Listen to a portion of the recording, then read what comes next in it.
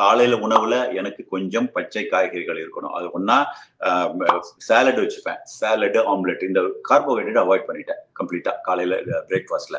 Either வந்து omelette போட்டுப்பேன், 2 முட்டை போட்டு வெங்காயம் அதையும் கொஞ்சம் பல்க் பண்ணுவேன். அதுல மஷ்ரூம் எனக்கு பிடிக்கலனா கூட அந்த முட்டையில போட்டுக்குவேன்.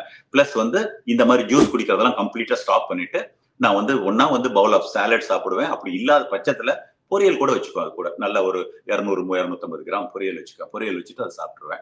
அப்படி எதுவுமே இல்லைன்னா கூட வெள்ளரிக்காய், வெங்காயம், தக்காளி ஏதாவது வெட்டி போட்டு ஒரு ஒரு கொஞ்சம் பச்சை வெஜிடபிள் அதோட சேர்த்துப்பேன். இதுதான் மார்னிங் பிரேக்ஃபாஸ்ட். லஞ்ச் அப்ப ரொம்ப மினிமம் ஏதாவது ஒண்ணு, அது ரைஸ் தான். சப்பாத்தில ஒரு சில டிஸ்அட்வான்டேஜ் இருக்குங்கிறதுனால நான் வந்து ஐ ப்ரிஃபர் ரைஸ். அதனால கொஞ்சமா ரைஸ் எடுத்துக்கிட்டு பொரியல் அதிகமா சேர்த்த ஆரம்பிச்சுட்டு அதே மாதிரி தான் நைட்டும் இது மாதிரி பண்ணிட்டு இருந்தேன். அப்புறம் லேட்டர் தான் நான் வந்து 2 மீல் பேட்டர்ன் போயிட்டேன்.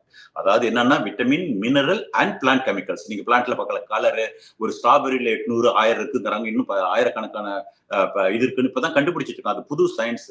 எல்லாத்துக்கும் கலர் கொடுக்கறது எல்லாமே ஃபைட்டோ கெமிக்கல்ஸ். அந்த ஃபைட்டோ கெமிக்கல்ஸ் உங்க பாடியில ஏதோ மிராக்கல் பண்ணிட்டு தான் உட்கார்ந்துருக்கு இப்போ. அதெல்லாம் தான் உங்க பாடியை வந்து கம்ப்ளீட்டா பண்ணுது. Plus nutrient dense food. ஒரு கேலரி சாப்பிட்டீங்கன்னா நிறைய நியூட்ரியன் டென்ஸ் இருக்கணும், அவ்வளவுதான்.